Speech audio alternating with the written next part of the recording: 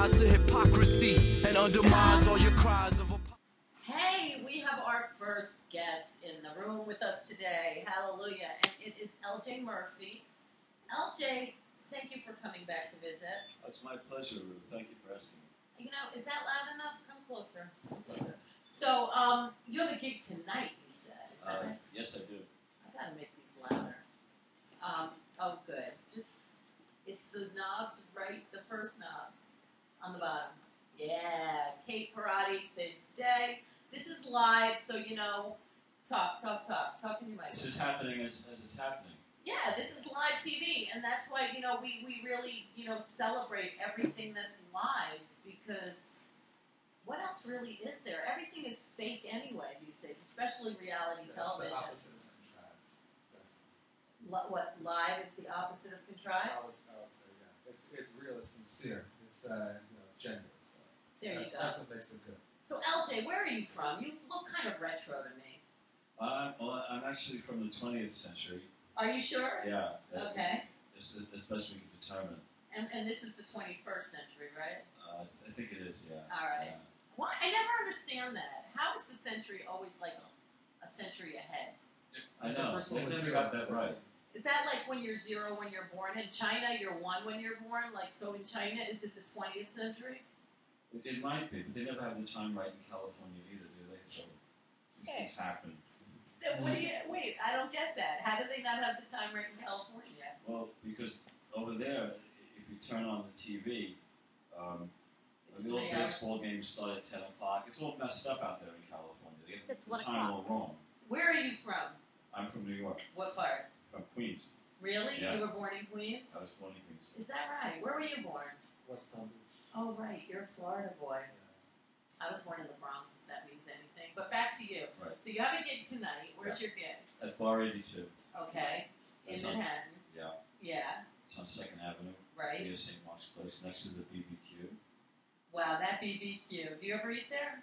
Actually, I never have. They have drinks that look like this, but they certainly don't taste like this. I think they're styrofoam. Yeah, they do. Well, they look kind of fake, right? Yeah, they do. But it's been a big hot spot, man. People go to that place. But Bar 82 is right next door. It's right next door, right on 2nd Avenue, right near St. Mark's Place. It's actually in the back. You go to the back behind the pool table. There's another room in the back. Do you It's have a the flyer? fantastic room.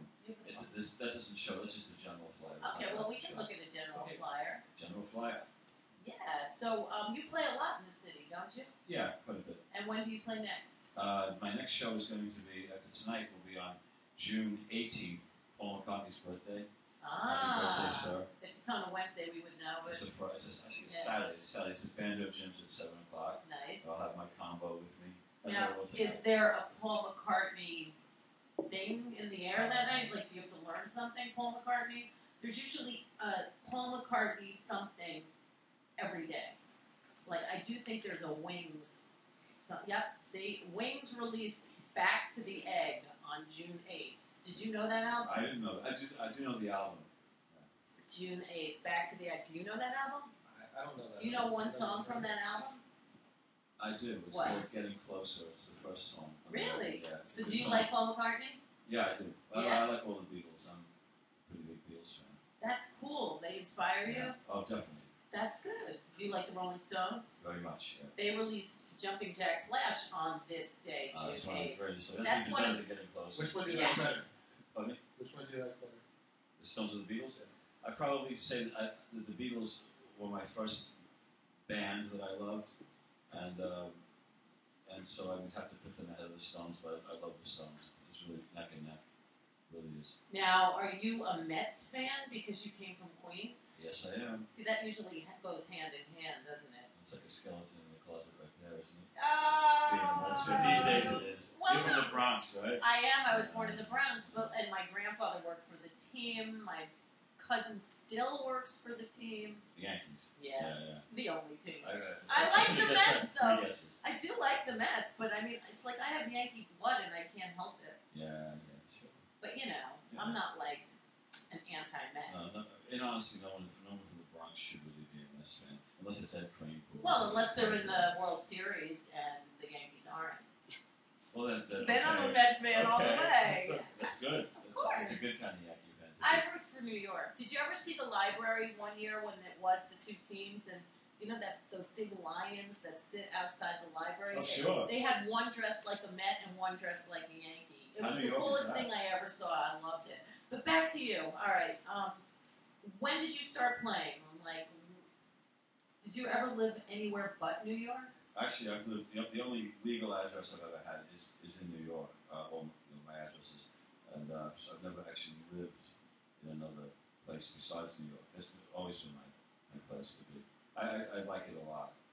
I know. There's nothing like it. Yeah. Do you like Frank Sinatra by any chance? I love Frank Sinatra. Yeah, today's Nancy Sinatra's birthday, you know. I once saw her at Tower Records signing autographs. Oh, It was wow. really exciting to see her. What album was that? One of her albums. Obviously, one of her much later albums. Not Boots and Made for Walking. I wasn't Right. there for that one. Oh, But there are plenty of Sinatra records in my house. Yeah, what's your favorite Sinatra? Or the top three? I have to say, I've Got You Under My Skin has to be up there. It's a great song. Yeah, something like maybe Only the Lonely, which is different from the Roy Orbison. Musicologists out there. But it's a beautiful, beautiful album, a very dark, beautiful album that he recorded in, I think, 1956 or 57. Huh. I could be wrong, could be a little bit later. But Wow. great stuff. I like the 50s Sinatra the best. Did you ever hear Something Stupid with him and Nancy? Of course. I love that. That's Yeah. like one of my favorite ones. You know, Do you have a favorite Sinatra? He's a great singer, and I always heard him, and only recently did I get into him, and I started listening closely, and I thought, wow, he's really an unusual kind of singer. You know, the way he phrases stuff. Yeah, it's all his phrasing. That's what he's like so famous about. And, yeah, it just kind of. And he was like that bad guy. He was like the original James Dean. You know, like. Don't you think? Yeah, Frank well, he was like, he was another one who was sincere. I mean, he had some, turbulent, issues going on and stuff, but he would just say what he thought about stuff. He lived. Yeah. He lived on the edge. So you're going to play a song.